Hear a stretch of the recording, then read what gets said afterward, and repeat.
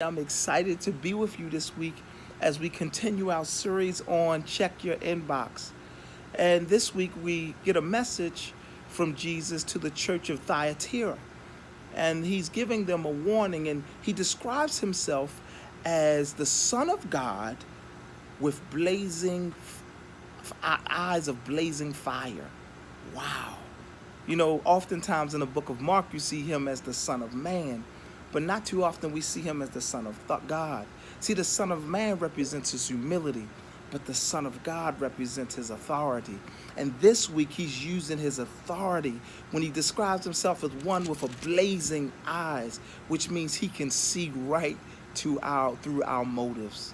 And that's something powerful this week as he deals with the church of Thyatira, letting them know that I see your motives. The reality, church, the fire purifies and destroys and gets right to the motives. You know, it reminds me so much when back in the 80s, I used to wear a gold rope. The beginning of hip hop, I wore a gold rope with a cross on it. And I remember one time I wanted that rope and that cross to become a ring. And so I went to a jeweler and he put the gold inside of a 4-ounce cup, and he put metal cup, and he had a fire torch.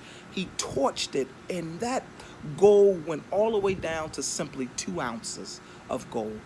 That chain, that big chain, went down to 2 ounces of gold.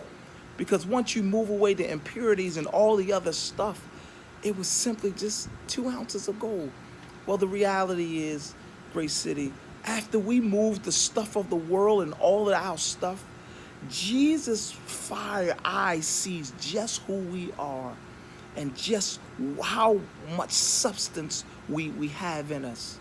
And that's what he does with this church of Thyatira. He moves away from all of the other stuff, the impurities. He's trying to move away the impurities to get them down to the purity of their hearts. That's what we're talking about this week. Moving away the impurities and dealing with the purity of our heart.